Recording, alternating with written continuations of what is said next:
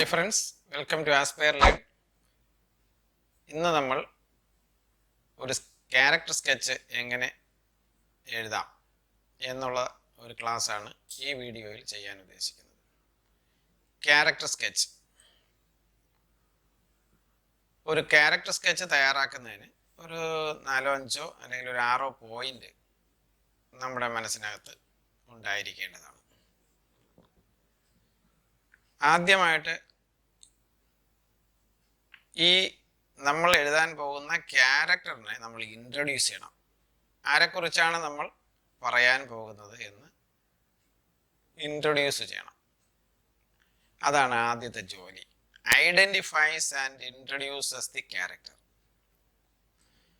ഇന്നയാളിൻ്റെ character സ്കെച്ചാണ് എഴുതാൻ പോകുന്നത്. രണ്ടാമത്തെ പോയിന്റ്, ഈ ക്യാരക്ടറിൻ്റെ റോള്, അദ്ദേഹത്തിൻ്റെ പങ്ക്, അദ്ദേഹത്തിൻ്റെ പ്രത്യേകത എന്നിവ നമ്മൾ വിശദമാക്കണം. Describes the role and significance. Describes the role and significance of the character in the story. ആ കഥയിൽ ഈ കഥാപാത്രത്തിൻ്റെ പങ്ക് എന്താണെന്ന് നമ്മൾ എഴുതണം. അപ്പോൾ ഒന്നാമത്തത് identifies and introduces the character. രണ്ടാമത്തെ പോയിന്റ് നമ്മുടെ മനസ്സിനകത്ത് ഉണ്ടാകേണ്ടത് describe the role and character of the describe the role and significance of the character in the story. ആ കഥാപാത്രത്തിൻ്റെ പ്രത്യേകത എന്താണെന്ന് നമ്മൾ വിശദമാക്കും. അടുത്ത മൂന്നാമതായി നമ്മുടെ മനസ്സിനകത്ത് ഉണ്ടാകേണ്ട ഒരു പോയിന്റ്, നമ്മൾ ഈ എഴുതുന്ന ക്യാരക്ടറിന്റെ physical appearance of the character. അതാണ് മൂന്നാമത്തെ പോയിന്റ്. അപ്പോൾ we should write the physical appearance of the character. ഇനി നാലാമത് നമ്മുടെ മനസ്സിനകത്ത് ഉണ്ടാകേണ്ടത് അദ്ദേഹത്തിന്റെ വ്യക്തിപരമായ ഗുണഗണങ്ങൾ എന്തൊക്കെയാണ്. ഈ കഥാപാത്രത്തിന്റെ വ്യക്തിപരമായ ഗുണഗണങ്ങൾ, അതിന് ഇംഗ്ലീഷിലെ പേഴ്സണൽ ട്രേറ്റ്സ് എന്ന് പറയും. Personal traits of the character. ഈ കഥാപാത്രത്തിന്റെ വ്യക്തിപരമായ ഗുണഗണങ്ങളെ കുറിച്ച് നമ്മൾ അടുത്ത് പറയണം. എന്നിട്ടോ അടുത്ത പോയിന്റ്, റിലേഷൻഷിപ്പ് വിത്ത് അതേഴ്സ്. ഈ കഥാപാത്രത്തിന് മറ്റുള്ള കഥാപാത്രങ്ങളുമായിട്ടുള്ള ബന്ധം എന്ത്. Relationship with others. ഇത്രയും എഴുതി കഴിഞ്ഞാൽ കൺക്ലൂഷനിലേക്ക് വരാം. ഒരു general comment about the character. അപ്പോൾ we should write the character by concluding with a general comment about the character. നമ്മൾ എഴുതുന്ന ഈ കഥാപാത്രത്തെ കുറിച്ചുള്ള ഒരു പൊതുവായ ഒരു കമന്റോടുകൂടി നമ്മൾ ഈ ക്യാരക്ടർ സ്കെച്ച് അവസാനിപ്പിക്കണം. അപ്പോൾ ഞാൻ ഒന്നുകൂടെ പറയാം ഈ പ്രധാനപ്പെട്ട പോയിന്റുകൾ. Identifies and introduce the character. അടുത്തത് describe the role and significance of the character in the story. മൂന്നാമത്തെ point physical appearance of the character. 4 personal traits of the character. 5 relationship with others. The last one a general comment about the character. ഇത്രയും പോയിന്റുകളാണ് നമ്മുടെ മനസ്സിനകത്ത് വേണ്ടത്. അപ്പോൾ ഇനി എട്ടാം ക്ലാസ്സിലെ ഒന്നാമത്തെ പാഠം നമ്മൾ 2 പ്രധാന കഥാപാത്രങ്ങളെ കാണുന്നുണ്ട്. ധാരാളം കഥാപാത്രങ്ങളുണ്ട്, എങ്കിലും അവിടുത്തെ മുഖ്യ കഥാപാത്രം എന്ന് പറയുന്നത് ടെല്ലാണ്. മറ്റൊരു കഥാപാത്രം ദി ആർച്ച് ഡ്യൂക്ക്. നമുക്ക് മോഡലായിട്ടൊരു കാര്യം ചെയ്യാം. ഈ 2 പേരുടെയും ക്യാരക്ടർ സ്കെച്ച് നമുക്കൊന്ന് തയ്യാറാക്കാം. അപ്പൊ അതിലേക്ക് നമുക്ക് കടക്കാം. ആദ്യത്തെ കഥാപാത്രം ടെൽ. നിങ്ങൾ എൻ്റെ 3 വീഡിയോയിലായിട്ട് ഈ പാഠം ഞാൻ ചെയ്തിട്ടുണ്ട്. ഈ 3 വീഡിയോയും നിങ്ങൾ കണ്ടിരിക്കും. കണ്ടിട്ട് ഈ ക്യാരക്ടർ സ്കെച്ചിലേക്ക് വരുന്നതാണ് നല്ലത്. മറ്റൊരു പാഠത്തിലെ ഒരു ക്യാരക്ടർ സ്കെച്ചും നേരത്തെ ഒരു വീഡിയോയിൽ ചെയ്തിട്ടുണ്ട്. അപ്പോൾ അതിൻ്റെ ലിങ്ക് താഴെ ഡിസ്ക്രിപ്ഷൻ ബോക്സിൽ ഉണ്ടാവും. അതുകൂടെ വേണമെങ്കിൽ നിങ്ങൾക്ക് കയറി കാണാവുന്നതാണ്. അപ്പോൾ ടെല്ലിനെ കുറിച്ചുള്ള ക്യാരക്ടർ സ്കെച്ച് നമുക്ക് നോക്കാം. അപ്പോൾ ടെൽ ആരാണ്? ഒരു പെയിൻറ്ററാണ്. നിങ്ങൾക്ക് കാര്യങ്ങളെല്ലാം അറിയാം. Tell is A Flemish painter. Tell is A Flemish painter.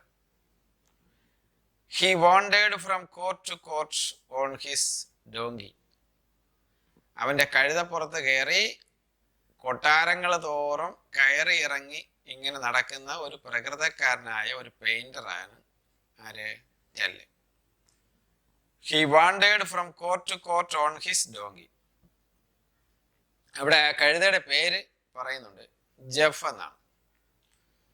He is slim and looks like a skeleton. അപ്പൊ നമ്മുടെ ഈ പെയിന്റർ, ഈ ആർട്ടിസ്റ്റ് സ്ലിമ്മായ ഒരാളാണ് എന്ന് പറഞ്ഞാൽ വണ്ണം കുറഞ്ഞ, നല്ല വണ്ണമുള്ള ആളല്ല, സ്ലിം ആയിട്ടുള്ള ഒരാളാണ്. അസ്ഥിപഞ്ജരം, വളരെ മെലിഞ്ഞ ആള്, അതാണ് സ്കെലിറ്റൻ. കണ്ടോ, നമ്മൾ ആ പേഴ്സണൽ ട്രേറ്റ്സ് പറയണമെന്ന് പറഞ്ഞത് ഇതുകൊണ്ടാണ്. വ്യക്തിപരമായ സവിശേഷതകൾ എന്തൊക്കെയാണ്? He is slim and looks like a skeleton. He always wears a cap with a feather. നമ്മൾ പാഠം പഠിച്ചപ്പോൾ കണ്ടു, എപ്പോഴും ഒരു തൊപ്പി ധരിക്കുന്ന പ്രകൃതക്കാരനായിരുന്നു. തൊപ്പിയിൽ 3 തൂവലുകളും ഉണ്ടായിരുന്നു, പുസ്തകത്തിലുണ്ട്. അപ്പൊ എപ്പോഴും തൂവലുകളോടുകൂടിയ തൊപ്പി ധരിക്കുന്ന ആളാണ് tell. He always wears a cap with a feather. He is cunning and tricky. എന്താണ്? അവൻ ഒരു കൗശലക്കാരനാണ്. He is cunning and tricky. He has a good sense of humor. Cunning and tricky ആണ്, അതുപോലെ തന്നെ വളരെ രസികനായ ഒരു ചിത്രകാരനും ആയിരുന്നു. രസികൻ, sense of humour. He has a good sense of humor and values his own freedom and creativity. അതുപോലെ തന്നെ അവൻ അവൻ്റെതായ ഒരു സ്വാതന്ത്ര്യം ഇഷ്ടപ്പെട്ടിരുന്നു. സ്വതന്ത്രമായി പടം വരയ്ക്കുക, ആരും ശല്യപ്പെടുത്താൻ പാടില്ല, അവൻ്റെ ഇഷ്ടത്തിനനുസരിച്ച് പടം വരയ്ക്കുക, ചിത്രം വരയ്ക്കുക, ഛായാചിത്രം തയ്യാറാക്കുക.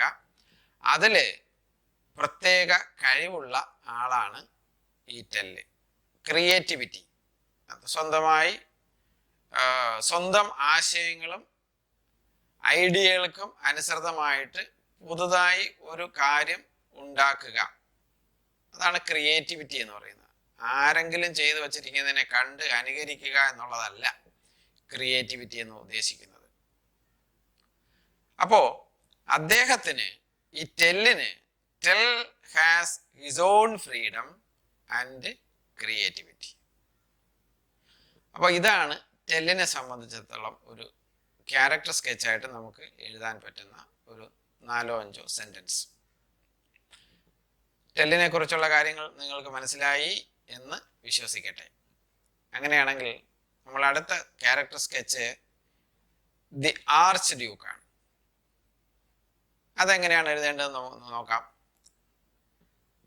ആർച്ച് ഡ്യൂക്ക് അറിയാം നിങ്ങൾക്ക്, ആ കൊട്ടാരത്തിലെ രാജാവാണ്. അപ്പോ arch Duke is A true lover of painting. ഈ ചിത്രങ്ങൾ വളരെ ഇഷ്ടപ്പെടുന്ന ആളാണ് arch Duke.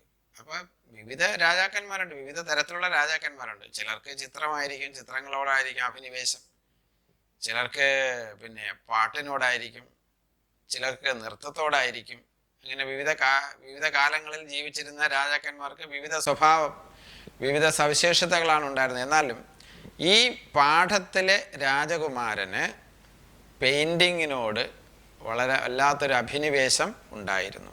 Arch Duke is A true lover of painting. He always keeps his promises. പിന്നെ ആരോടെങ്കിലും എന്തെങ്കിലും പറഞ്ഞാൽ അതിൽ 100% വിശ്വസ്തനായിരുന്നു രാജാവ്. എന്തെങ്കിലും ആരോടെങ്കിലും പറഞ്ഞാൽ അത് കൃത്യമായി അതങ്ങനെ തന്നെ ചെയ്യും. ഇന്നത് ചെയ്യാമെന്ന് പറഞ്ഞിട്ട് ചെയ്യാതിരിക്കുന്ന പ്രകൃതക്കാരനല്ലായിരുന്നു ഈ രാജാവ്. He always keeps his promises. He has a mind to arrange good feast.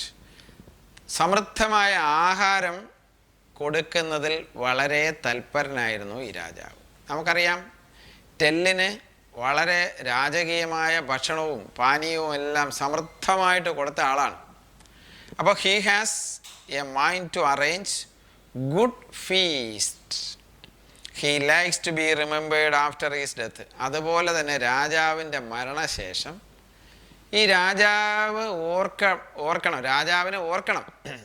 പിൽക്കാലത്ത് വരുന്ന ജനങ്ങൾ, പിൽക്കാലത്ത് ജീവിച്ചിരിക്കുന്ന ആളുകൾ ഇങ്ങനെ പണ്ട് ഒരു നല്ലൊരു രാജാവ് ഉണ്ടായിരുന്നു എന്ന് ഓർമ്മിക്കപ്പെടണമെന്ന് ആഗ്രഹിച്ച ഒരു രാജാവാണ്. He likes to be remembered after his death. He is always ready to give recognition to the deserved artist. എന്താണെന്ന് മനസ്സിലായോ? He is always ready to give recognition to the deserved artist. ആർക്കാണോ അംഗീകാരം കൊടുക്കേണ്ടത്, ആരാണോ അർഹിക്കുന്ന കലാകാരന്മാർക്ക് അർഹിക്കുന്ന അംഗീകാരം കൊടുക്കുവാൻ ഈ രാജാവ് എപ്പോഴും സന്നദ്ധനായിരുന്നു. അതാണ് ആ സെൻറ്റൻസിനർത്ഥം. He is always ready to give recognition to the deserved artist and has shown patience to get a perfect picture. അതുപോലെ തന്നെ പൂർണ്ണമായ തോതിൽ വളരെ 100% പെർഫെക്റ്റ് ആയിട്ടുള്ള ഒരു ഛായാചിത്രം വരച്ച് കിട്ടുന്നതിന് എത്ര ദിവസം വേണമെങ്കിലും കാത്തിരിക്കാൻ ഈ രാജാവ് തയ്യാറാണ്. ഒറ്റ കണ്ടീഷനേ ഉള്ളൂ, the paintings should be perfect in all respects. എല്ലാ തരത്തിലും ഈ വരയ്ക്കുന്ന ചിത്രം 100% പെർഫെക്റ്റ് ആയിരിക്കണമെന്ന കാര്യത്തിൽ രാജാവിന് വളരെയധികം ശാഠ്യമുണ്ടായിരുന്നു. അപ്പോൾ അതിനു വേണ്ടി എത്ര ദിവസം വേണമെങ്കിലും കാത്തിരിക്കാൻ അദ്ദേഹം തയ്യാറായിരുന്നു. അതിനുള്ള ക്ഷമയുണ്ടായിരുന്നു. ഇവിടെ പേഷ്യൻസ് എന്ന് പറഞ്ഞാൽ ക്ഷമ. This archduke has shown patience to get a perfect picture.